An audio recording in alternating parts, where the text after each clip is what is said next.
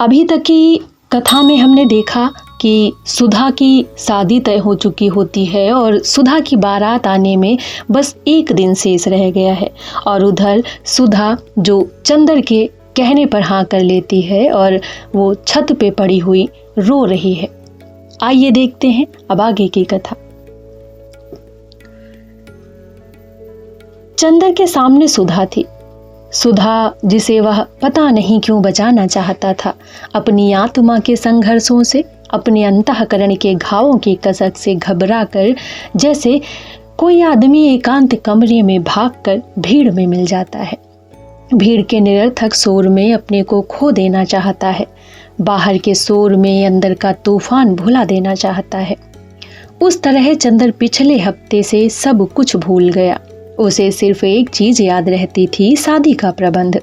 सुबह से लेकर सोने के वक्त तक वह इतना काम कर डालना चाहता था कि उसे एक क्षण भी बैठने का मौका ना मिले, और सोने से पहले वह इतना थक जाए, इतना चूर चूर हो जाए कि लेटते ही नींद उसे जकड़ ले और उसे बेहोश कर दे। लेकिन उस वक्त बिनती उसे उसके विस्मरण स्थल से खींच कर एकांत में ले आई, जहां उसकी ताकत और उसकी कमजोरी, उसकी पवित्रता और उसका पाप, उसकी मुस्कान और उसके आंसू, उसकी प्रतिभा और उसकी विस्मृति, उसकी सुधा अपनी जिंदगी के चिरंतर मोड़ पर खड़ी अपना सब कुछ लुटा रही थी। चंदर को लगा जैसे उसे अभी चक्कर आ जाएगा। वह अकुला कर खाट पर बैठ गया। शाम थी, सूरज डूब रहा था और दिन भर की तपी हुई छत पर जलती हुई बरसाती के नीचे एक खरहरी खाट पर सुधा लेटी थी।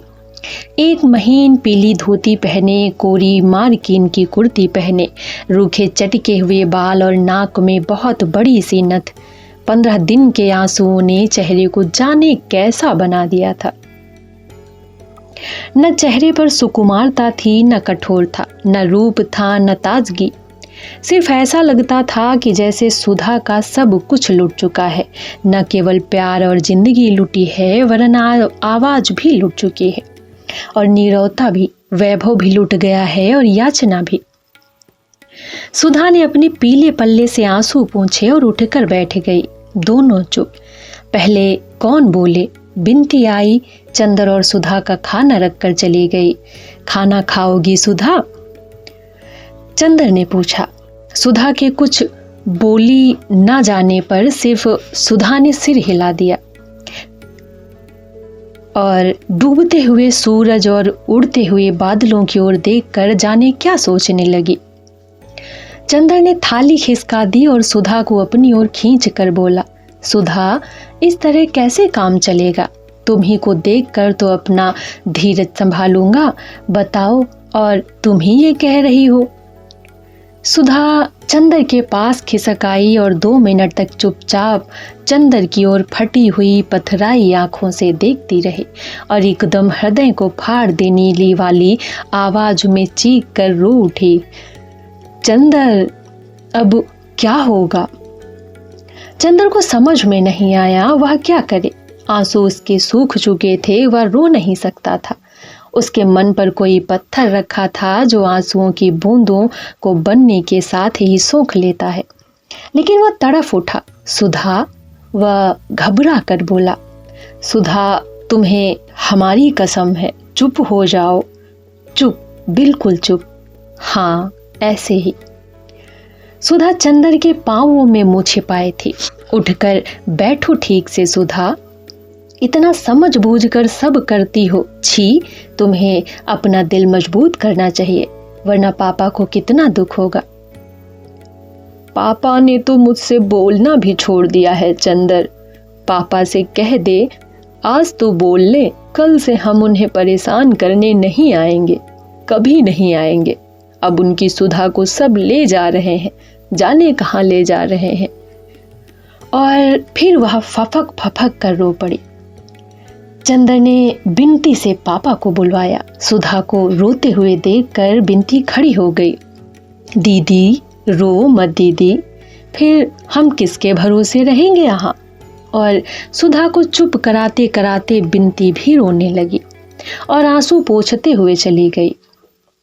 पापा आए। सुधा चुप हो गई और कुछ ना कही, फिर रोने लगी। डॉक्टर शुक्ला भर्राए गले से बोले, मुझे ये रुआई अच्छी नहीं लगती। ये भावुकता क्यों? तुम पढ़ी लिखी लड़की हो, इसी दिन के लिए तुम्हें पढ़ाया लिखाया गया था। भावुकता से क्या फायदा? कहते कहते डॉक्टर शुक्ला खुद रोने लगे। चलो चंदर यहाँ से, अभी जनवासा ठीक करवाना है। चंदर और डॉक्टर शुक्ला दोनों उठकर चले गए। अपनी शादी के पहले, हमेशा के लिए अलग होने से पहले सुधा को इतना ही मौका मिला। उसके बाद सुबह 6 बजे गाड़ी आती थी, लेकिन खुशकिस्मती से गाड़ी लेट थी। डॉक्टर शुक्ला तथा अन्य लोग बारात का स्वागत करने स्टेशन पर जा रहे थे। चंदर घर पर ही रह गया था जनवासे का इंतजाम करने। जनवासा बगल में था। माथुर साहब के बंगले के दोनों हॉल और कमरा खाली करवा लिए गए थे। चंदर सुबह 6 ही बजे आ गया था और जनवासे में सब सामान लगवा दिया था। नहाने का पानी और बाकी इंतजाम वह घर में कराया। जलपान का इंतजाम तो केदार के हाथ में था, लेकिन कुछ तौलिए भिजवाने थे। बिनती, कुछ तौलिए दे दो, चंदर ने बिनती से कहा। बिनती उड़द की दाल धो रही थी। उसने फौरन हाथ उठाया और धोए कमरे की ओर चली गई। ए बिनती, बुआ जी ने भंडारे के अंदर से आवाज लगाई। जाने कहाँ मरी गए मुझौसी। अरे सिंगार पाट बादिमा कर लियो, काम मतनिक दीदा ना लागत है के। बेसन का कनस्तर कहाँ रखा है? अभी आए, बिनती ने चंदर से कहा और अपनी माँ के पास दौड़ी। 15 मिनट हो गए, लेकिन बिनती नहीं लौटी। ब्याह का घर, हर तरफ से बिनती की पुकार मस्ती, और बिनती पंखा लगाए उड़ रही थी। जब बिनती नहीं लौटी तो चंदर ने सुधा को ढूंढकर कहा, सुधी, एक बहुत बड़ा सा तौलिया निकाल दो। सुधा चुपचाप उठी और स्टडी रूम में चली गई। चंदर भी पीछे पीछे गया। बैठो, अभी निकाल कर लाते हैं, सुधा ने भरी हुई आवाज में कहा और बगल के कमरे में चली गई। वहां से लौटी तो उसके हाथ में मीठे की तस्तरी थी। अरे खाने का वक्त नहीं है सुधा, 8 बजे लोग आ जाएंगे। अभी 2 घंटा है, खा लो चंदर। अब कभी तुम्हारे काम में हरज करके खाने को नहीं कहूंगी, सुधा बोली। चंदर चुप। याद है चंदर, इसी जगह आंचल में छिपा कर नान खटाई लाई थी। आओ आज अपने हाथ से खिला दो, कल ये हाथ पराए हो जाएंगे। और सुधा ने एक इमरती तोड़कर चंदर के मुख में दे दी। चंदर की आंखों में 2 आंसू छलक आए। सुधा ने अपने हाथ से आंसू पोंछ दिए और बोली, चंदर, घर में कोई खाने का ख्याल करने वाला नहीं है। खाते पीते जाना, तुम्हें हमारी कसम है। मैं शाहजहांपुर से लौट कर आऊंगी तो दुबले मत मिलना। चंदर कुछ नहीं बोला। बहते गए आंसू सुधा खिलाती गई, वह खाता गया। सुधा ने गिलास में पानी दिया। उसने हाथ धोया और जेब से रुमाल निकाला। क्यों, आज आंचल में हाथ नहीं पोंछोगे? सुधा बोली। चंदर ने आंचल को हाथ में ले लिया और पलकों पर आंचल दबाकर फूट फूट रो पड़ा। छी चंदर, आज तो हम संभल गए हैं, हमने सब स्वीकार कर लिया चुपचाप। अब तुम कमजोर मत बनो। तुमने कहा था मैं शांत रहूं तो शांत हो गई, अब क्यों मुझे भी रुलाओगे? उठो। चंदर उठ खड़ा हुआ। सुधा ने एक पान चंदर के मुख में देकर कत्था उसकी कमीज से लगा दिया। चंदर कुछ नहीं बोला। अरे आज तो लड़ लो चंदर, आज से खत्म कर देना। इतने में बिनती तौलिया ले आई। दीदी, इन्हें कुछ खिला दो, ये खाना नहीं खा रहे हैं, बिनती ने कहा। खिला दिया। सुधा बोली, देखो चंदर, आज मैं नहीं रोऊंगी, लेकिन एक शर्त पर। तुम बराबर मेरे सामने रहना, मंडप में रहोगे ना? हाँ रहूंगा, चंदर ने आंसू पीते हुए कहा। कहीं चले मत जाना, मेरी आखिरी विनती है, सुधा बोली। चंदर तौलिया लेकर चला आया। चूंकि बारात में कुल 8 ही लोग थे, अतः घर की और माथुर साहब की 2 ही कारों से काम चल गया। जब ये लोग आए तो नाश्ता का सामान तैयार था। चंद्र चुपचाप बैठा था। उसने फौरन सबका सामान लगवाया और सामान रखवा कर वह जा ही रहा था कि कैलाश ने पीछे से कंधे पर हाथ रखकर उसे पीछे घुमा लिया और गले से लगाकर बोला, कहाँ चले कपूर साहब, नमस्ते, चलो पहले नाश्ता करो। और खींच कर वह चंदर को ले गया, अपने बगल की मेज पर बिठाकर उसकी चाय अपने हाथ से बनाई और बोला, कुछ नाराज थे क्या कपूर? खत का जवाब क्यों नहीं देते थे? हम तो बराबर खत का जवाब देते रहे यार, कपूर चाय पीते हुए बोला। अच्छा, तो हम घूमते रहे इधर उधर, खत गड़बड़ हो गए होंगे, लो समोसा खाओ, कैलाश ने कहा। चंदर ने सिर हिलाया तो बोला, अरे वाह मियां, शादी तुम्हारी नहीं हो रही है, हमारी हो रही है, समझे? तुम क्यों तकल्लुफ कर रहे हो? अच्छा कपूर, काम तो तुम ही पर होगा सब। हाँ, कपूर बोला। बड़ा अफसोस है यार, जब हम लोग पहली दफा मिले थे तो ये नहीं मालूम था कि तुम और डॉक्टर साहब इतना अच्छा इनाम दोगे अपने को बचाने का। हमारे लायक कोई काम हो तो बताओ, दुआ है आपकी, चंद्र ने सिर झुकाकर कहा। और सभी हंस पड़े। इतने में शंकर बाबू डॉक्टर साहब के साथ आए और सब लोग चुप हो गए। दिन भर के व्यवहार से चंद्र ने देखा कि कैलाश भी उतना ही अच्छा हंसमुख और शालीन है जितने शंकर बाबू थे। वह उसे राजनीतिक क्षेत्र में जितना फौलादी लगा था, जिंदगी में घरेलू क्षेत्र में उतना ही अच्छा लगा। चंद्र का मन खुशी से नाच उठा। सुधा की ओर वह थोड़ा सा निश्चिंत हो गया। अब सुधा निभा ले जाएगी। वह मौका निकाल कर घर में गया। देखा, सुधा की औरतें हुए घेरे हुए बैठी थी और महावर लगा रही थी। बिनती कनस्तर में से घी निकाल रही थी। चंद्र गया और बिनती की चोटी घसीट कर बोला, ओ गिलहरी, घी पी रही है क्या? बिनती ने दंग होकर चंद्र की ओर देखा। आज तक कभी अच्छे भले में तो चंद्र ने उसे नहीं चिढ़ाया था, आज क्या हो गया? आज जबकि पिछले 15 रोज से चंद्र की होंठ मुस्कुराना भूल गए थे। आंख फाड़कर क्या देख रही है? कैलाश बहुत अच्छा लड़का है, बहुत अच्छा। अब सुधा बहुत सुखी रहेगी। कितना अच्छा होगा बिनती, हंसती क्यों नहीं गिलहरी? और चंद्र ने बिनती की बाह में चुटकी काट ली। अच्छा, हमें दीदी समझा है क्या? अभी बताती हूँ। और घी भरे हाथ से चंद्र की बाह पकड़कर बिनती ने जोर से घुमा दी। चंद्र ने अपने को छुड़ाया और बिनती को चपत मारकर गुनगुनाता हुआ चला गया। बिनती ने कनस्तर में मुंह पर लगा घी पोंछा और मन में बोली, देवता और किसे कहते हैं? शाम को बारात चढ़ी, सादी सी बारात, सिर्फ एक बैंड था। कैलाश ने शेरवानी और पायजामा पहना था और टोपी। सिर्फ एक माला गले में पड़ी थी और हाथ में कंगन बंधा था। मोर पीछे किसी आदमी के हाथ में था। जयमाला की रस्म होने वाली थी, लेकिन बुआ जी ने स्पष्ट कर दिया कि हमारी लड़की कोई ऐसी वैसी नहीं कि ब्याह के पहले भरी बारात में मुंह खोलकर माला पहनाए। लेकिन घूंघट के मामले पर सुधा ने दृढ़ता से मना कर दिया था। वह घूंघट बिल्कुल नहीं करेगी।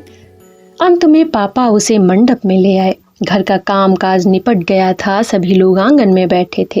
कामिनी, प्रभा, लीला सभी थी। एक और बाराती बैठे थे।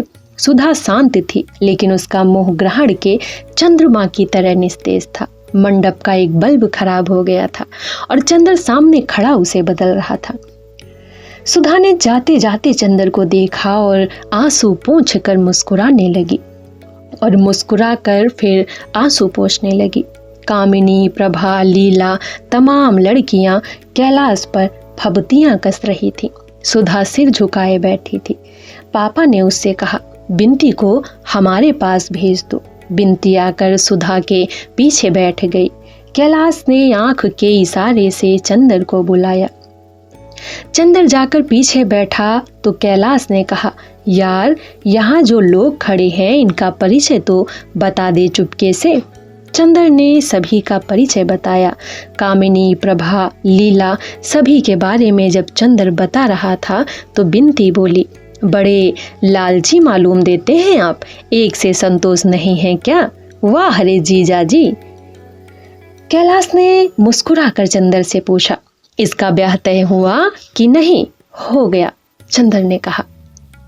तभी बोलने का अभ्यास कर रही है, मंडप में भी इसीलिए बैठी है क्या? कैलाश ने कहा। बिंती झेप गई और उठकर चली गई। संस्कार शुरू हुआ। कैलाश के हाथ में नारियल और उसकी मुट्ठी पर सुधा के दोनों हाथ। सुधा चुप थी, इतनी चुप कि लगता था उसके होंठ कभी बोलना जाने ही नहीं। संस्कार के दौरान ही पारस्परिक वचन का समय आया। कैलाश ने सभी प्रतिज्ञाएं स्वयं कही। शंकर बाबू ने कहा, लड़की भी शिक्षित है और उसे भी स्वयं वचन करने होंगे। सुधा ने सिर हिला दिया। एक असंतोष की लहर सी बारातियों में फैल गई। चंदर ने बिंती को बुलाया, उसके कान में कहा, जाकर सुधा से कह दो कि पागलपन नहीं करते हैं, इससे क्या फायदा। बिंती ने जाकर बहुत धीरे से सुधा के कान में कहा। सुधा ने सिर उठाकर देखा। सामने बरामदे की सीढ़ियों पर चंदर बैठा हुआ बड़ा चिंतित सा कभी शंकर बाबू की ओर देखता है और कभी सुधा की ओर। सुधा से उसकी निगाह मिली और वह सिहर सा उठा। सुधा क्षण भर को उसकी ओर देखती रही। चंदर ने जाने क्या कहा और सुधा ने आंखों ही आंखों में उसे क्या जवाब दे दिया। उसके बाद सुधा नीचे रखे हुए पूजा के नारियल पर लगे हुए सिंदूर को देखती रही। फिर एक बार चंदर की ओर देखा। विचित्र सी थी वह निगाह, जिसमें कातरता नहीं थी, करुणा नहीं थी, आंसू नहीं थे, कमजोरी नहीं थी। था तो एक गंभीरतम विश्वास, एक उपमाहीन स्नेह और एक संपूर्णतम समर्पण। लगा जैसे वह कह रही हो, सचमुच तुम कह रहे हो। फिर सोच लो चंदर, इतने दृढ़ हो, इतने कठोर हो, मेरे मुझसे क्या कहलवाना चाहते हो? क्या सारा सुख लूट कर थोड़ी सी आत्मवंचना भी मेरे पास नहीं छोड़ोगे? अच्छा लो मेरे देवता। और उसने हार कर सिसकियों से सने स्वरों में अपने को कैलाश को समर्पित कर दिया। प्रतिज्ञाएं दोहरा दी और उसके बाद साड़ी का एक छोर खींचकर नथ की डोरी ठीक करने के बहाने उसने आंसू पोंछ लिए। चंदर ने गहरी सांस ली और बगल में बैठी हुई बुआ जी से कहा,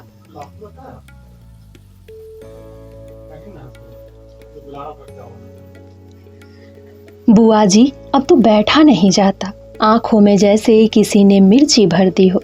जाओ जाओ, सोए रहो ऊपर, खाट बिछी है, कल सुबह 10 बजे विदा करे को है। कुछ खायो पियो नहीं तो पड़े रहिबो, बुआ ने बड़े स्नेह से कहा। चंदर ऊपर गया तो देखा एक खाट ऊपर बिंती औंधी पड़ी सिसक रही है। बिंती, बिंती। उसने बिंती को पकड़ कर हिलाया। बिंती फूट फूट कर रो पड़ी।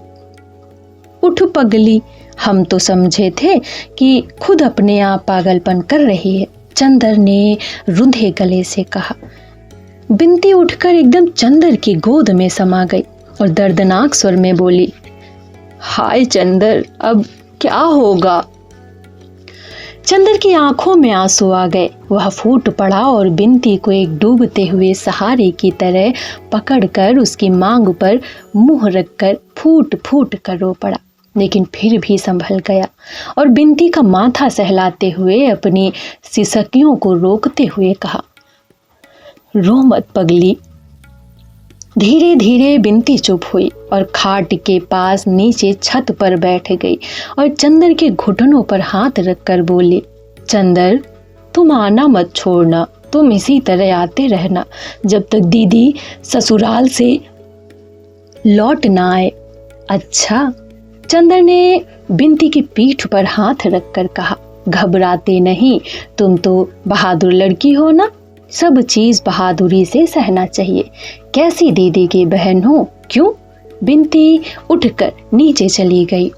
चंदर लेट रहा। उसकी पोर पोर में दर्द हो रहा था, नस नस को जैसे कोई तोड़ रहा हो, खींच रहा हो।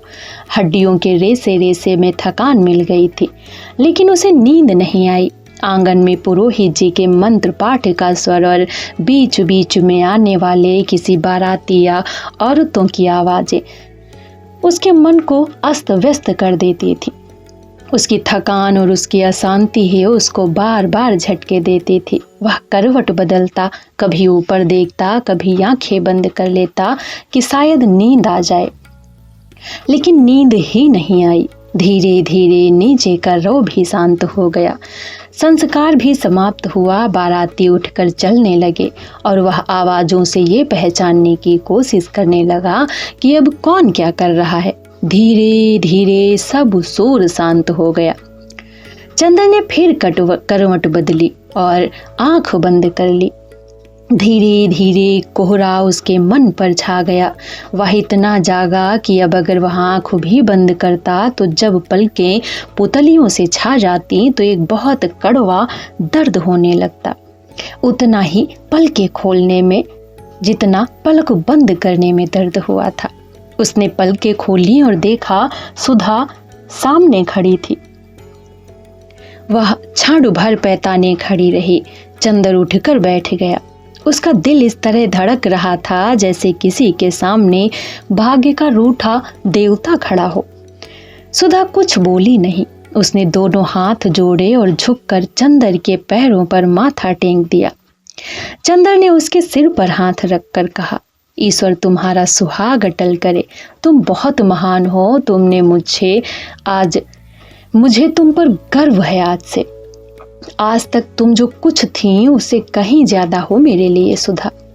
सुधा कुछ बोली नहीं। आंचल से आंसू पोंछती हुई पैताने जमीन पर बैठ गई और अपने गले से एक बेले का हार उतारा। उसने तोड़ डाला और चंदर के पांव खींचकर खाट के नीचे जमीन पर रख लिए। अरे ये क्या कर रही हो सुधा? चंदर ने कहा, मेरे मन में आएगा। बड़ी मुश्किल से रुंधे गले से सुधा बोली, मुझे किसी का डर नहीं। जो तुम कुछ दंड दे चुके हो उससे बड़ा दंड तो अब भगवान भी नहीं दे सकेंगे। सुधा ने चंदर के पांव पर फूल रखकर उसे चूम लिया और अपनी कलाई में बंधी हुई एक पुड़िया खोलकर उसमें से थोड़ा सा सिंदूर उन फूलों पर छिड़क कर चंदर के पांव पर सिर रखकर चुपचाप रोती रही। थोड़ी देर बाद उठी और उन फूलों को समेटा, अपने आंचल के छोर में उन्हें बांध लिया और उठकर चली, धीमे धीमे निःशब्द। कहाँ चली सुधा? चंदर ने सुधा का हाथ पकड़ लिया। कहीं नहीं, अपना हाथ छुड़ाते हुए सुधा ने कहा। नहीं नहीं सुधा, लाओ ये हम रखेंगे। चंदर ने सुधा को रोकते हुए कहा। बेकार है चंदर, कल तक परसों तक ये जूठे हो जाएंगे देवता मेरे। और सिसकते हुए सुधा चली गई। एक चमकदार सितारा टूटा और पूरे आकाश पर फिसलते हुए जाने किस क्षितिज में खो गया। दूसरे दिन 8 बजे तक सारा सामान स्टेशन पहुंच गया। शंकर बाबू और डॉक्टर साहब पहले ही स्टेशन पहुंच गए थे। बाराती भी सब वहीं चले गए थे। कैलाश और सुधा को स्टेशन तक लाने का जिम्मा चंदर पर था। बहुत जल्दी करते करते भी 9:15 बज गए थे। फिर उसने जाकर कहा। कैलाश और सुधा खड़े हुए थे। पीछे से नाइन सुधा के सिर पर पंखा रखी थी और बुआ जी रुचना कर रही थी। चंदर के जल्दी मचाने पर अंत में उन्हें फुर्सत मिली और वो आगे बढ़े। मोटर पर सुधा ने जो ही पांव रखा कि बिनती पांव से लिपट गई और रोने लगी। सुधा जोर से बिलख बिलख कर रो पड़ी। चंदर ने बिनती को छुड़ाया। सुधा पीछे बैठकर खिड़की के पास मुंह रखकर सिसकती रही। मोटर चल दी। सुधा मुड़कर अपने घर की ओर देख रही थी। बिनती ने हाथ जोड़े तो सुधा चीख कर रो पड़ी, फिर चुप हो गई। स्टेशन पर सुधा बिल्कुल शांत रही। सुधा और कैलाश के लिए 2nd क्लास में एक बर्थ सुरक्षित थी। बाकी लोग दौड़े में थे। शंकर बाबू ने दोनों को उस डिब्बे में पहुंचाया और बोले, कैलाश तुम जरा हमारे साथ आओ। मिस्टर कपूर जरा बहू के पास आप रहिए, मैं डॉक्टर साहब को यहाँ भेज रहा हूँ। चंदर खिड़की के पास खड़ा हो गया। शंकर बाबू का छोटा बच्चा आकर अपनी नई चाची के पास बैठ गया और उसकी रेशमी चादर से खेलने लगा। चंदर चुपचाप खड़ा था। सहसा सुधा ने उसके हाथों पर अपना मेहंदी लगा हाथ रख दिया और धीमी आवाज से कहा, चंदर। चंदर ने मुड़कर देखा तो बोली, अब कुछ मत सोचो, इधर देखो। और सुधा ने जाने कितनी दुलार से चंदर से कहा, देखो, बिंती का ध्यान रखना, उसे तुम्हारे ही भरोसे छोड़ रही हूँ। और सुनो, पापा को रात में सोते वक्त दूध में ओवल्टीन जरूर दे देना। खाने पीने में गड़बड़ी मत करना। ये मत समझना कि सुधा मर गई तो फिर बिना दूध की चाय पीने लगे। हम जल्दी आएंगे, मम्मी को कोई खत आए तो हमें लिखना। डॉक्टर साहब इतने में और कैलाश आ गए। कैलाश कंपार्टमेंट के बाथरूम में चला गया। डॉक्टर साहब आए और सुधा के सिर पर हाथ रखकर बोले, बेटा, आज तेरी माँ होती तो कितना अच्छा होता। और देख, हर महीने भर में बुला लेंगे तुझे, वहां घबराना मत। गाड़ी ने सीटी दी। पापा ने कहा, बेटा, अब ठीक से रहना और भावुकता या बचपना मत करना, समझी। पापा ने आंख में रुमाल लगा लिया। विवाह बहुत बड़ा उत्तरदायित्व है। अब तुम्हारी नई जिंदगी है। अब तक बेटी थी, अब बहू हो। सुधा बोली, पापा, तुम्हारा ओवल्टीन का डब्बा शीशे वाली मेज पर है, उसे पी लिया करना पापा। बिंती को गांव मत भेजना। चंदर को अब घर पर ही बुला लो। तुम अकेले पड़ गए हो और हमें जल्दी बुला लेना। गाड़ी ने सीटी दी। कैलाश ने जल्द से डॉक्टर साहब के पैर छुए। चंदर ने हाथ मिला लिया। सुधा बोली, चंदर, ये पुर्जा बिंती को दे देना और देखो, मेरा नतीजा निकले तो तार देना। गाड़ी चल पड़ी। अच्छा पापा, अच्छा चंदर। सुधा ने हाथ जोड़े और खिड़की पर टिक कर रोने लगी और बार बार आंसू पोंछ पोंछ कर देखने लगी। गाड़ी प्लेटफॉर्म के बाहर चली गई। तब चंदर मुड़ा। उसके बदन में पोर पोर में दर्द हो रहा था। वह कैसे घर पहुंचा उसे मालूम नहीं। चंदर को हफ्ते भर तक होश नहीं रहा। शादी के दिनों में उसे एक नशा था जिसके बल पर वह मशीन की तरह काम करता गया। शादी के बाद इतनी भयंकर थकावट उसकी नसों में कसक उठी कि उसका चलना फिरना मुश्किल हो गया। वह अपने घर से होटल तक खाना खाने नहीं जा पाता था। बस पड़ा पड़ा सोता रहता। सुबह 9 बजे सोता, 5 बजे उठता। थोड़ी देर होटल में बैठकर फिर वापस आ जाता। चुपचाप छत पर लेटा रहता और फिर सो जाता। उसका मन एक उजड़े हुए नीड़ की तरह था जिसमें से विचार, अनुभूति, स्पंदन और रस के विहंगम कहीं दूर उड़ गए थे। लगता था जैसे वो सब कुछ भूल गया था। बिंती, सुधा, पम्मी, डॉक्टर साहब, रिसर्च थीसिस, सभी कुछ। ये सब चीजें कभी कभी उसके मन में नाच जाती, लेकिन चंदर को ऐसा लगता कि ये किसी ऐसी दुनिया की चीजें हैं जिसको वो भूल गया है, जो उसकी स्मृति पटल से मिट चुकी है। कोई ऐसी दुनिया जो कभी कहीं थी, लेकिन किसी भयंकर जल प्रलय ने जिसका कण कण ध्वस्त कर दिया था। उसकी दुनिया अपनी छत तक सीमित थी। छत के चारों ओर की ऊंची दीवारों और उन दीवारों से बंधे हुए आकाश के चौकोर टुकड़े तक ही उसके मन की उड़ान बंध गई थी। उजाला पाख था। वह पहले लुब्धक तारे की रोशनी देखता, फिर धीरे धीरे चांद की दूधिया रोशनी सफेद कफन की तरह छा जाती और मन में थके हुए स्वर जैसे चांदनी को ओढ़ता हुआ सा कहता, सो जा मुर्दे, सो जा। छठे दिन उसका मन कुछ ठीक हुआ। थकावट जो एक केचुल की तरह उस पर छाई हुई थी धीरे धीरे उतर गई और उसे लगा जैसे मन में कुछ टूटा हुआ सा दर्द कसक रहा है। दर्द क्यों है, कैसा है, ये उसकी कुछ समझ में नहीं आता था। 5 बजे थे, लेकिन धूप बिल्कुल नहीं थी। पीले उदास बादलों की एक झीनी तह ने ढलते हुए आषाढ़ के सूरज को ढक लिया था। हवा में एक ठंडक आ गई थी। लगता था कि झोंके किसी वर्षा के देश से आ रहे थे। वह उठा, नहाया और बिंती के घर चल पड़ा। डॉक्टर शुक्ला लॉन पर हाथ में किताब लिए टहल रहे थे।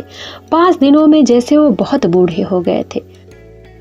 बहुत झुके हुए से निस्तेज चेहरा, डबडबाई आंखें और चाल में जैसे उम्र थक गई हो। उन्होंने चंदर का स्वागत भी उस तरह नहीं किया जैसे पहले करते थे। सिर्फ इतना बोले, चंदर 2 दफे ड्राइवर को भेजकर बुलाया तुम्हें, तो मालूम हुआ तुम सो रहे हो। अब अपना सामान यहीं ले आओ। और वे बैठकर किताब उलट पुलट कर देखने लगे। अभी तक वे बूढ़े थे, उनका व्यक्तित्व तरुण था। आज लगता था जैसे व्यक्तित्व पर झुर्रियां पड़ने लगी हैं। उनके व्यक्तित्व पर कमर भी झुक गई है। चंदर कुछ नहीं बोला, चुपचाप खड़ा रहा। सामने आकाश पर एक अजब सा जर्दी छा रही थी। डॉक्टर साहब ने किताब बंद किया और बोले, सुना है कॉलेज के प्रिंसिपल आ गए हैं, जाऊं जरा उनसे तुम्हारे बारे में बात कराऊं। तुम जाओ, सुधा का खत आया है बिंती के पास। बुआ जी हैं? चंदर ने पूछा। नहीं, आज सुबह ही तो गई। हम लोग कितना रोकते रहे लेकिन उन्हें कहीं और चैन नहीं पड़ा। बिंती को बड़ी मुश्किल से रोका और डॉक्टर साहब गैरेज की ओर चल पड़े। चंदर भीतर गया। घर सारा इतना सुनसान था, इतना भयंकर सन्नाटा था कि चंदर के रोए खड़े हो गए। शायद मौत के बाद भी घर इतना नीरव और इतना भयानक ना लगता होगा जितना शादी के बाद का घर। सिर्फ रसोई से कुछ खटपट की आवाज आ रही थी। बिंती, चंदर ने पुकारा। बिंती चौके में थी, वह निकल आई। बिंती को देखते ही चंदर दंग हो गया। वह लड़की इतनी दुबली हो गई थी जैसे बीमार हो। रो रो कर उसकी आंखें सूज गई थीं और होंठ मोटे पड़ गए थे। चंदर को देखते ही उसने कड़ाही उतार कर नीचे रख दी और बिखरी हुई लटें सुधार कर आंचल ठीक करके बाहर निकल आई। कमरे से खींच कर एक चौकी आंगन में डालकर चंदर ने बहुत उदार स्वर में चंदर से बोली, बैठिए। घर कितना सूना लग रहा है बिंती, तुम अकेले कैसे रहती होगी? चंदर ने कहा। बिंती की आंखों में आंसू छलछला आए। बिंती, रोती क्यों हो? छी, मुझे देखो, मैं कैसे पत्थर बन गया हूँ। क्यों, तुम तो इतनी अच्छी लड़की हो। चंदर ने बिंती के कंधे पर हाथ रखकर कहा। बिंती ने आंसू भरी पलकें चंदर की ओर उठाई और बड़े ही कातर स्वर में कहा, आप देवता हो सकते हैं लेकिन हर एक तो देवता नहीं है। फिर आपने कहा था आप आएंगे, बराबर। पिछले हफ्ते से आए भी नहीं। ये भी नहीं सोचा कि हमारा हाल क्या होगा। रोज सुबह शाम कोई भी आता तो हम दौड़ कर देखते कि आप आए हैं या नहीं। दीदी आपकी थी, बस उन तक आपका रिश्ता था। हम तो आपके कोई नहीं है। नहीं बिंती, इतने थक गए थे कि हमें कहीं आने जाने की हिम्मत ही नहीं पड़ती थी। बुआ जी को जाने क्यों दिया तुमने? उन्हें रोक लेती। चंदर ने कहा। अरे, वह थी तो भी रोने नहीं देती थी। मैं 2 दिन तक रोई तो मुझ पर बहुत बिगड़ी और महाराज इनसे बोली, हमने तो ऐसी लड़की ही नहीं देखी। बड़ी बहन का ब्याह हो गया, तुम्हारे जलन के दिन रात आंसू बहा बहा कर अमंगल बनाती है। जब बखत आएगा तभी शादी करेंगे कि अभी से ही किसी के साथ निकाल दूं। बिंती ने गहरी सांस लेकर कहा, आप समझ नहीं सकते कि जिंदगी कितनी खराब है। अब तो हमारी तबीयत होती है कि मर जाएं। अभी तो दीदी थी, सहारा दिया रहती थी, हिम्मत बंधाए रहती थी। अब तो हमारा कोई नहीं। छी, ऐसी बातें नहीं करते बिंती। महीने भर में सुधा आ जाएगी और माँ की बातों का क्या बुरा मानना। आप लड़की होते तो समझते चंदर बाबू, बिंती बोली और जाकर एक तस्तरी में नाश्ता ले आई। लो, दीदी कह गई थी कि चंदर के खाने पीने का ख्याल रखना, लेकिन ये किसको मालूम था कि दीदी के जाते ही चंदर गैर हो जाएंगे। नहीं बिंती, तुम गलत समझ रही हो।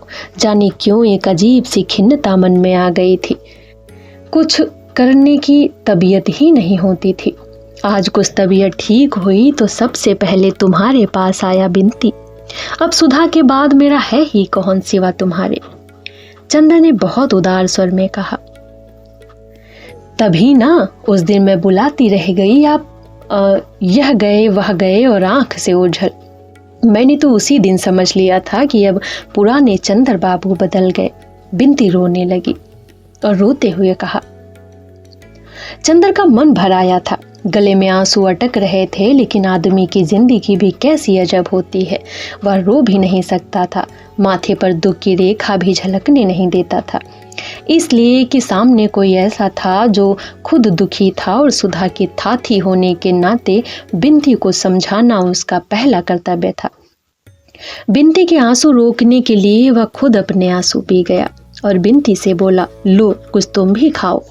बिंती ने मना किया तो उसने अपने हाथ से बिंती को खिला दिया। बिंती चुपचाप खाती रही और रह रह कर आंसू पोंछती रही। इतने में महाराजिन आई।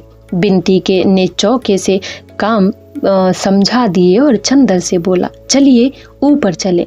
चंदर ने चारों तरफ देखा, घर का सन्नाटा वैसा ही था।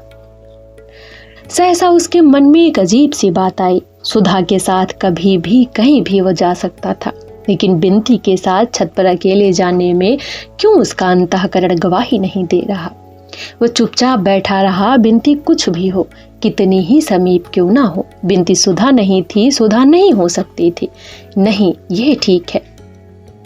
चंदर बोला। बिंती गई, सुधा का पत्र ले आई। चंदर के मन को जाने कैसा होने लगा। लगता था जैसे अब आंसू नहीं रुकेंगे। उसके मन में सिर्फ इतना आया कि अभी 72 घंटे पहले सुधा यही थी, इस घर की प्राण थी। आज लगता है कि जैसे इस घर में सुधा थी ही नहीं। आंगन में अंधेरा होने लगा था। वह उठकर सुधा के कमरे के सामने पड़ी हुई कोच पर बैठ गया और बिंती ने बत्ती जला दी। खत छोटा सा था। डॉक्टर चंदर बाबू, क्या तुम कभी सोच सकते थे कि तुम इतनी दूर हो जाओगे और मैं तुम्हें खत लिखूंगी? लेकिन खैर, अब तो घर में चैन की बंसी बजाते होगे।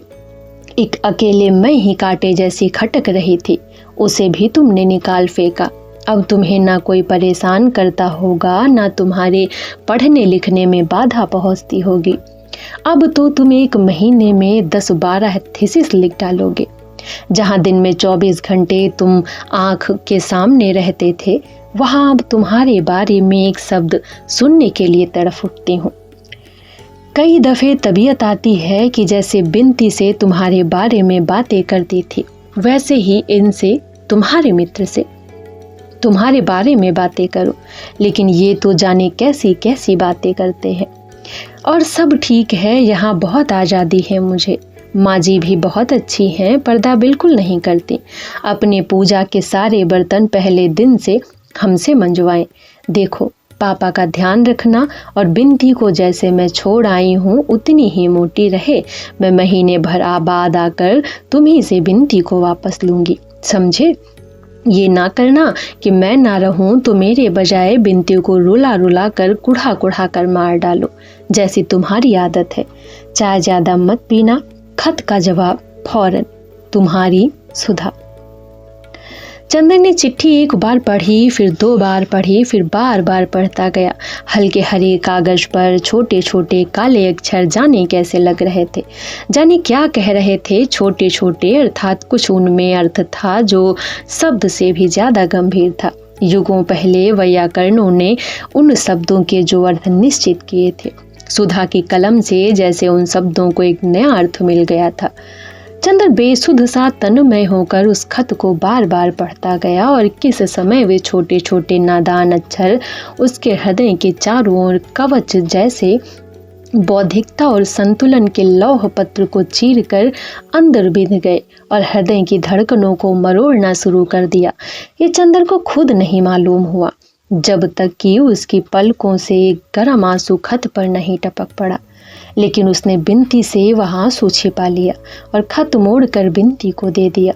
बिंती ने खत रख लिया और बोली, अब चलिए खाना खा लीजिए। चंदर इनकार नहीं कर सका।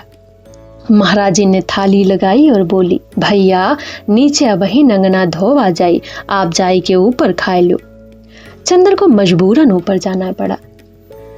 बिंती ने खाट बिछा दी, एक स्टूल डाल दिया, पानी रख दिया और नीचे थाली लाने चली गई। चंदर का मन भारी हो गया था। ये वही जगह है, वही खाट है जिस पर शादी की रात वो सोया था। इसी के पैताने सुधा आकर बैठी थी, अपने नए सुहाग में लिपटी हुई सी। यहीं पर सुधा के आंसू गिरे थे। बिंती थाली लेकर आई और नीचे बैठकर पंखा करने लगी। हमारी तबीयत तो है ही नहीं खाने की बिंती, चंदर ने भर्राए हुए स्वर में कहा।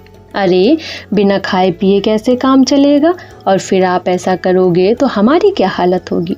दीदी के बाद और कौन सहारा है, खाइए। और बिंती ने अपने हाथ से एक और बनाकर चंदर को खिला दिया। चंदर खाने लगा। चंदर चुप था, वह जाने क्या सोच रहा था। बिंती चुपचाप बैठी पंखा चला रही थी। क्या सोच रहे हैं आप, बिंती ने पूछा। कुछ नहीं, चंदर ने इतनी ही उदासी से कहा।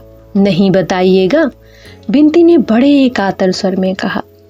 चंदर एक फीकी मुस्कान के साथ बोला, बिंती अब तुम इतना ध्यान ना रखा करो, तुम समझती नहीं बाद में कितनी तकलीफ होती है। सुधा ने क्या कर दिया है वह ये खुद नहीं समझती। कौन नहीं समझता, बिंती गहरी सांस लेकर बोली। दीदी नहीं समझती या हम नहीं समझते, सब समझते हैं, लेकिन जाने मन कैसा पागल है कि सब कुछ समझकर धोखा खाता है। अरे दही तो आपने खाया ही नहीं। वह पूड़ी लाने चली गई और इस तरह दिन कटने लगे। जब आदमी अपने हाथ में से आंसू मोल लेता है, अपने आप दर्द का सौदा करता है, तब दर्द और आंसू तकलीफ देह नहीं लगते। और जब कोई ऐसा हो जो आपके दर्द का आधार पर आपको देवता बनाने के लिए तैयार हो और आपके एक एक आंसू पर अपने 100 आंसू बिखेर दे, तब तो कभी कभी तकलीफ भी भली मालूम देने लगती है। लेकिन चंदर फिर भी दिन कैसे काट रहा था ये वही जानता था। लेकिन अकबर के महल में जलते हुए दीपक को देखकर अगर किसी ने जाड़े की रात जमुना के घुटनों घुटनों पानी में खड़े होकर काट दी, तो चंदर अगर ये सुधा के प्यारे प्यारे खतों के सहारे समय काट रहा था तो कोई ताज्जुब नहीं। अपने अध्ययन में प्रौढ़, अपने विचारों में उदार होने के बावजूद चंदर अपने स्वभाव में बच्चा था, जिसने जिंदगी कुछ भी करवा सकती थी, बशर्ते जिंदगी को ये आता हो कि इस भोले भाले बच्चे को कैसे बहलावा दिया जाए। बहलावे के लिए मुस्काने ही जरूरी नहीं होती, शायद आंसुओं से मन जल्दी बहल जाता है। बिंती के आंसुओं में चंदर सुधा की तस्वीर देखता था और बहल जाता था। वह रोज शाम को आता और बिंती से सुधा की बातें करता, जाने कितनी बातें, जाने कैसी बातें, और बिंती के माध्यम से सुधा में डूब कर चला आता था। क्योंकि सुधा के बिना उसका दिन कटना मुश्किल था, एक क्षण कटना मुश्किल था, इसीलिए बिंती उसकी एक जरूरत बन गई थी। वह जब तक बिंती से सुधा की बात नहीं कर लेता था तब तक वह जैसे बेचैन रहता था, तब तक उसकी किसी काम में तबीयत नहीं लगती थी। जब तक सुधा सामने रही, कभी भी उसे ये नहीं मालूम हुआ कि सुधा का क्या महत्व है उसकी जिंदगी में। आज जब सुधा दूर थी तो उसने देखा कि सुधा उसकी सांसों से भी ज्यादा आवश्यक थी उसकी जिंदगी के लिए। लगता था वह एक क्षण सुधा के बिना जिंदा नहीं रह सकता। सुधा के अभाव में बिंती के माध्यम से वह सुधा को ढूंढता था, और जैसे सूरज के डूब जाने पर चांद सूरज की रोशनी उधार लेकर रात का उजियारा कर देती है, उसी तरह बिंती सुधा की याद से चंदर के प्राणों पर उजियारी बिखेरती रही। चंदर बिंती को इस तरह अपनी सांसों की छाह में दुबकाए रहता जैसे बिंती सुधा का स्पर्श हो, सुधा का प्यार हो। बिंती भी चंदर के माथे पर उदासी के बादल देखते ही तड़फ उठती थी, लेकिन बिंती चंदर को हंसा नहीं पाई। चंदर का पुराना उल्लास नहीं लौटा। सांप का काटा हुआ जैसे लहरें लेता है, वैसे ही चंदर की नसों में फैली हुई उदासी का जहर रह रह कर चंदर को झकझोर देता था। उन दिनों 2-3 दिन तक चंदर कुछ नहीं करता था, बिंती के पास भी नहीं जाता था, बिंती के आंसुओं की भी परवाह नहीं करता था, खाना नहीं खाता था, अपने को जितनी तकलीफ हो सकती थी देता था। फिर जो ही सुधा का कोई खत आता था वह उसे चूम लेता और फिर स्वस्थ हो जाता था। बिंती चाहे जितना करे, लेकिन चंदर की इस भयंकर उदासी की लहरों को चंदर से छीन नहीं पाई थी। चांद कितनी कोशिशें क्यों न करे, वह रात को दिन नहीं बना सकता। लेकिन आदमी हंसता है, दुख दर्द सभी में आदमी हंसता है। जैसे हंसते हंसते आदमी की प्रसन्नता थक जाती है, वैसे ही कभी कभी रोते रोते आदमी की उदासी थक जाती है और आदमी करवट बदलता है ताकि हंसी की छाह में कुछ विश्राम कर वह फिर आंसुओं की कड़ी धूप में चल सके। ऐसी ही एक सुबह थी जब चंदर के उदास मन में आ रहा था कि वह थोड़ी देर हंस भी ले। बात यूं हुई थी कि उसे शैली की एक कविता बहुत पसंद आई थी जिसमें शैली ने भारतीय मलयज को संबोधित किया था। उसने अपनी शैली कीट्स का ग्रंथ उठाया और उसे खोला तो वही आम के अचार के दाग सामने पड़ गए जो सुधा की शरारतन डाल दिए गए थे। बस वह शैली की कविता तो भूल गया और उसे याद आ गई आम की फांक और सुधा की शरारत से भरी शोख आंखें। फिर भी एक के बाद एक दूसरी शरारत प्राणों में उठ उठ कर चंदर के नसों को गुदगुदाने लगी और चंदर ने उस दिन जाने क्यों हंसने के लिए व्याकुल हो गया। उसे ऐसा लगा जैसा सुधा की यह दूरी, यह अलगाव सभी को झूठ है। सच तो वे सुनहले दिन थे जो सुधा की शरारतों से मुस्कुराते थे, सुधा के दुलार में जगमगाते थे। और कुछ भी हो जाए, सुधा उसके जीवन का एक ऐसा अमर सत्य है जो कभी डगमगा नहीं सकता। अगर वह उदास होता है, दुखी होता है तो वो गलत है। वह अपने ही आदर्श का झूठा बन रहा है, अपने ही सपनों का अपमान कर रहा है। और उसी दिन सुधा का खत भी आया जिसमें सुधा ने साफ साफ तो नहीं पर इशारे से लिखा था कि वह चंदर के भरोसे ही किसी तरह दिन काट रही थी। उसने सुधा को एक पत्र लिखा जिसमें वह शरारत, वही खिजाने की बातें थी जो हमेशा सुधा से करता था, लेकिन जिसे वह पिछले 3 महीने में भूल गया था। उसके बाद वह बिंती के यहाँ आ गया। बिंती अपनी धोती में क्रोशिया की बेल टांग रही थी। ले गिलहरी, तेरी दीदी का खत, लाओ मिठाई खिलाओ। हम काहे को खिलाएं, आप खिलाइए जो खिल पड़े हैं आज। बिंती बोली, हम क्यों खिलेंगे, ये तो सुधा का नाम सुनते ही तबीयत कुढ़ जाती है। अरे चलिए, आपका घर मेरा देखा है, मुझसे क्यों नहीं बन सकते आप, समझे। बिंती मुंह चढ़ाकर कही, आज बड़े खुश हैं। हाँ बिंती। एक गहरी सांस लेकर चंदर चुप हो गया। कभी कभी उदासी भी थक जाती है और मुंह झुका कर बैठ जाता है।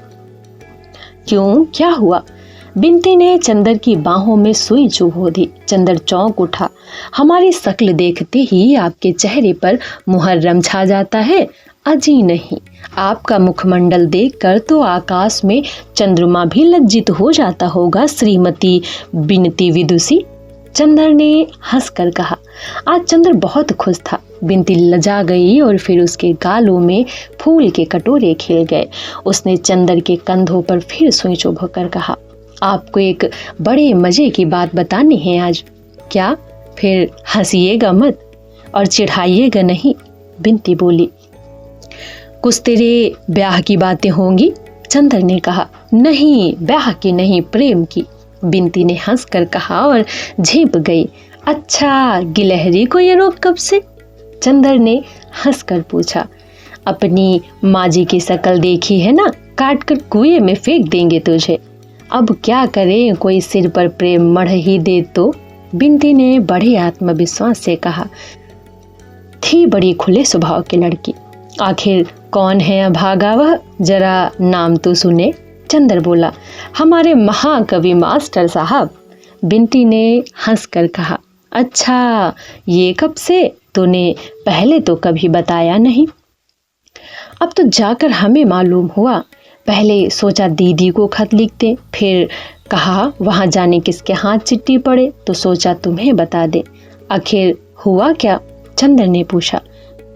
बात ये हुई कि पहले तो हम दीदी के साथ पढ़ते थे तो मास्टर साहब कुछ नहीं बोलते थे। इधर जब से हम अकेले पढ़ने लगे तब से कविताएं समझाने के बहाने दुनिया भर की बातें करते रहते हैं।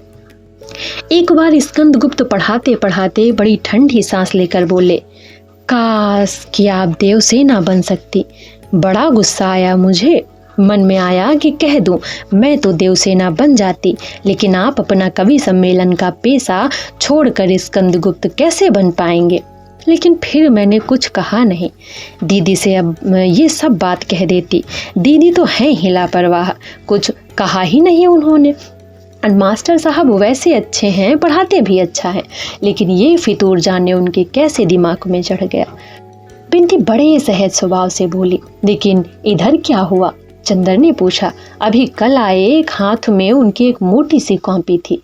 दे गए तो देखा हुआ उनकी कविताओं का संग्रह है और उसका नाम उन्होंने रखा है बिंती। अभी आते होंगे, क्या करें कुछ समझ में नहीं आता। अभी तक दीदी के भरोसे हमने सब छोड़ दिया था, वो पता नहीं कब आएंगी। अच्छा लाओ वो संग्रह हमें दे दो, चंदर ने कहा, और बिसरिया से कह देना वो चंदर के हाथ पड़ गया। फिर कल सुबह तुम्हें मजा दिखलाएंगे, लेकिन हाँ ये पहले ही बता दो कि तुम्हारा कुछ तो झुकाव नहीं है उधर, वरना बाद में हमें कोसो। चंदर ने छेड़ते हुए कहा। अरे हाँ, मुसलमान भी हो तो बहना के संग, कवियों से प्यार लगा कर कौन बगावत पाले, बिंती ने झेंपते हुए कहा। दूसरे दिन सुबह पहुंचा तो बिसरिया साहब पढ़ा रहे थे। बिसरिया की शकल पर कुछ मायूसी, कुछ परेशानी, कुछ चिंता थी। उसको बिंती ने बता दिया कि संग्रह चंदर के पास पहुंच गया है। चंदर को देखते ही वह बोला, अरे कपूर क्या हाल है? और उसके बाद अपने निर्दोष होने के लिए फौरन बोला, कहो हमारा संग्रह देखा है? हाँ देखा है, जरा आप इन्हें पढ़ा लीजिए, आपसे कुछ जरूरी बातें करनी है। चंदर ने इतने कठोर स्वर में कहा कि बिसरिया की दिल की धड़कनें डूबने सी लगी। वह कांपती हुई आवाज में बहुत मुश्किल से अपने को संभालते हुए बोला, कैसी बातें कपूर, तुम कुछ गलत समझ रहे हो। कपूर एक उपेक्षा की हंसी हंसा और चला गया। डॉक्टर साहब पूजा करके उठे थे। दोनों में बातें होती रहीं। उनसे मालूम हुआ कि अगले महीने में संभवतः चंदर की नियुक्ति हो जाएगी और 3 दिन बाद डॉक्टर साहब खुद सुधा को लाने के लिए शाहजहांपुर जाएंगे। उन्होंने बुआ जी को पत्र लिखा कि यदि वह आ जाए तो अच्छा है, वरना चंदर को 2-3 दिन बाद यहीं से रहना पड़ेगा, क्योंकि बिंती अकेली है। चंदर की बात दूसरी है, लेकिन और लोगों के भरोसे डॉक्टर साहब बिंती को अकेले नहीं छोड़ सकते।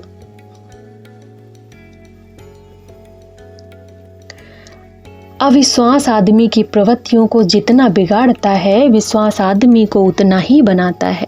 डॉक्टर साहब चंदर पर जितना विश्वास करते थे, सुधा चंदर पर जितना विश्वास करती थी, और इधर बिंती उस पर जितना विश्वास करने लगी थी, उसके कारण चंदर के चरित्र में इतनी दृढ़ता आ गई थी कि वो फौलाद बन गया था। ऐसे अवसरों पर जब मनुष्य को गंभीरता का उत्तरदायित्व सौंपा जाता है, तब स्वभावतः आदमी के चरित्र में एक विचित्र सा निखार आ जाता है। ये निखार चंदर के चरित्र में बहुत उभर कर आया था, और यहाँ तक कि बुआ जी अपनी लड़की पर अविश्वास कर सकती थी, वह भी चंदर को देवता ही मानती थी। बिंती पर और चाहे जो बंधन हो, लेकिन चंदर के हाथ में बिंती को छोड़कर वे निश्चिंत थी। डॉक्टर साहब और चंदर बैठे बातें कर ही रहे थे कि बिंती ने आकर कहा, चलिए मास्टर साहब आपका इंतजार कर रहे हैं।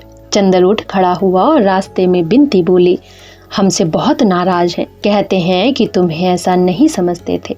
चंदर कुछ नहीं बोला, जाकर बिसरिया के सामने कुर्सी पर बैठ गया। तुम जाओ बिंती। बिंती चली गई तो चंदर ने कहा बहुत गंभीर स्वरों में, बिसरिया साहब आपका संग्रह देखकर बहुत खुशी हुई, लेकिन मेरे मन में एक शंका है, ये बिंती का क्या माने है। बिसरिया ने अपने गले की टाई ठीक की। वह गर्मी में भी टाई लगाता था और दिन में नाइट कैप पहनता था। टाई ठीक कर खंखार कर बोला, मैं यही समझता हूँ कि आपको ये गलत फहमी होगी, लेकिन वास्तविक बात यही है कि मुझे मध्यकाल की कविता बहुत पसंद है। खास तौर पे उनमें बिनती प्रार्थना शब्द बड़ा मधुर है। मैंने ये संग्रह तो बहुत पहले तैयार किया था। मुझे बड़ा ताज्जुब है, जब मैं बिनती से मिला, मैंने उससे कहा कि यह संग्रह भी बिनती नाम का है। फिर मैंने उसे लाकर दिखला दिया। चंदर मुस्कुराया और मन ही मन कहा, है बिसरिया बहुत चालाक, लेकिन खैर मैं हार नहीं मान सकता, और बहुत गंभीर होकर बैठ गया। तो ये संग्रह इसी लड़की के नाम पर नहीं है? बिल्कुल नहीं। और बिनती के लिए आपके मन में कोई आकर्षण नहीं? बिल्कुल नहीं। छी, आप मुझे क्या समझते हैं? बिसरिया बोला। छी, मैं भी कैसा आदमी हूँ। माफ करना बिसरिया, मैंने व्यर्थ में शक किया। बिसरिया यह नहीं जानता था कि दांव इतना सफल होगा। वह खुशी से फूल उठा। सहसा चंदर ने गहरी सांस ली। क्या बात है चंदर बाबू? बिसरिया ने पूछा। कुछ नहीं बिसरिया, आज तक मुझे तुम्हारी प्रतिभा, तुम्हारी भावना, तुम्हारी कला पर विश्वास था, आज उठ गया। क्यों? क्यों क्या? अगर बिनती जैसी लड़की के साथ रहकर भी तुम उसके आंतरिक सौंदर्य से अपनी कला को अभिसिंचित ना कर सके तो तुम्हारे मन में कलात्मकता है, यह विश्वास मैं नहीं कर पाता। तुम जानते हो मैं पुराने विचारों का संकीर्ण बड़ा बुजुर्ग तो नहीं हूँ, पर मैं भी भावनाओं को समझता हूँ। मैं सौंदर्य पूजा या प्यार को पाप नहीं समझता। और मुझे तो बहुत खुशी होती है जानकर कि तुमने ये कविता बिनती पर लिखी है, उसकी प्रेरणा से लिखी है। ये मत समझना कि मुझे इसमें जरा भी बुरा लगता। यह तो कला का सत्य है। पाश्चात्य देशों में तो लोग हर कवि को प्रेरणा देने वाली लड़कियों की खोज में वर्षों बिता देते हैं। उसकी कविता से ज़्यादा महत्व इसकी कविता के पीछे रहने वाले व्यक्तित्व को देते हैं। हिंदुस्तान में पता नहीं क्यों हम नारी को इतना महत्वहीन समझते हैं या डरते हैं, या हमने इतना नैतिक साहस हम में नहीं है। तुम्हारा स्वभाव, तुम्हारी प्रतिभा किसी हालत में मुझे विदेश के किसी कवि से कम नहीं लगती। मैंने सोचा था जब तुम्हारी अपनी कविताओं की प्रेरणात्मक व्यक्तित्व का नाम घोषित करोगे तो सारी दुनिया बिनती को और हमारे परिवार को जान जाएगी। लेकिन खैर, मैंने गलत समझ लिया था। बिनती तुम्हारी प्रेरणा बिंदु थी। और चंदर चुपचाप गंभीरता से बिसरिया के संग्रह के पृष्ठ उलटने पुलटने लगा। बिसरिया के मन में कितनी उथल पुथल मची हुई थी। चंदर का मन इतना विशाल है, ये उसे कभी नहीं मालूम था। यहाँ तो कुछ छिपाने की जरूरत ही नहीं। और जब चंदर की इतनी बातें स्पष्ट कर रहा है तो बिसरिया क्यों छिपाए? कपूर, मैं तुमसे कुछ नहीं छिपाऊंगा। मैं नहीं कह सकता कि बिनती जी मेरे लिए क्या है। शेक्सपियर की मिरांडा, प्रसाद की देवसेना, दांते की बेत्रिस, कीट्स की फैनी और सूर की राधा से बढ़कर माधुर्य अगर मुझे कहीं मिली है तो बिनती में। इतना डूब गया मैं बिनती में कि एक कविता भी नहीं लिख पाया। मेरा संग्रह छपने जा रहा था तो मैंने सोचा कि इसका नाम ही क्यों ना बिनती रखूं। चंदर ने बड़ी मुश्किल से अपनी हंसी रोकी। दरवाजे के पास छिपी खड़ी बिनती खिलखिला कर हंस पड़ी। चंदर बोला, नाम तो बिनती बहुत अच्छा सोचा है तुमने, लेकिन सिर्फ एक बात है, मेरे जैसे विचार के लोग सभी नहीं होते। अगर घर के और लोगों को ये मालूम हो गया, मसलन डॉक्टर साहब को, तो वो ना जाने क्या कर डालेंगे। इन लोगों को कविताओं और उनकी प्रेरणा का कोई महत्व ही नहीं मालूम। उस हालत में अगर तुम्हारी बहुत बेइज्जती हुई तो हम कुछ नहीं बोल पाएंगे। ना बिनती, डॉक्टर साहब पुलिस को सौंप दें, ये अच्छा नहीं लगता। वैसे मेरी राय है कि तुम बिनती ही नहीं रखो। बड़ा नया नाम है, लेकिन ये समझ लो कि डॉक्टर साहब बहुत सख्त हैं इस मामले में। बिसरिया की समझ में नहीं आता था कि वह क्या करे। थोड़ी देर तक सिर खुजलाता रहा, फिर बोला, क्या राय है कपूर तुम्हारी? अगर मैं कोई दूसरा नाम रख देता हूँ तो कैसा रहेगा? बहुत अच्छा रहेगा और सुरक्षित रहेगा। अभी अगर तुम बदनाम हो गए तो अगले तुम्हारी उन्नति के सभी मार्ग बंद हो जाएंगे। आदमी प्रेम करे मगर जरा सोच समझ कर। मैं तो इस पक्ष में हूँ। भावना को कोई नहीं समझता इस दुनिया में, कोई नहीं समझता। हम कलाकारों की कितनी मुसीबत है। एक गहरी सांस लेकर बिसरिया बोला, लेकिन खैर, अच्छा तो कपूर, क्या राय है तुम्हारी? मैं क्या नाम रखूं इसका? चंदर ने गंभीरता से सिर झुकाते हुए थोड़ी देर तक सोचा और सोचता रहा, फिर बोला, तुम्हारी कविताओं में बहुत रस है। कैसा रहे अगर तुम इसका नाम गडेरिया रखो? क्या? बिसरिया ताज्जुब से बोला। हाँ, गडेरिया, मेरा मतलब है गन्ने की गडेरिया। दरवाजे के पीछे बिनती से ना रहा गया और खिलखिला कर हंस पड़ी और सामने आ गई। चंदर भी अट्ठास कर पड़ा। बिसरिया क्षण भर आंखें फाड़ी दोनों को देखता रहा। उसके बाद वह ज्यों ही मजाक समझा उसका चेहरा लाल हो गया। हैट उठाकर बोला, अच्छा आप लोग मजाक बना रहे थे मेरा? कोई बात नहीं, मैं देखूंगा। मिस्टर कपूर, आप अपने को क्या समझते हैं? वो चल दिया। अरे सुनो बिसरिया, चंदर ने पुकारा। वो हंसी नहीं रोक पा रहा था। बिसरिया मुड़कर बोला, कल से मैं पढ़ाने नहीं आ सकता, मैं आपकी शक्ल भी नहीं देखना चाहता। उसने बिनती से कहा। तो मुंह फेर कर पढ़ा दीजिएगा। चंदर बोला। बिनती फिर हंस पड़ी। बिसरिया ने मुड़कर बड़े गुस्से से देखा और पैर पटकते हुए चला गया। बेचारे कवि कलाकार आज की दुनिया में प्यार भी नहीं कर पाते, चंदर ने कहा, और दोनों की हंसी बहुत देर तक गूंजती रही। आज के लिए इतना ही। के लिए नमस्कार। मिलते हैं आगे की भाग के साथ।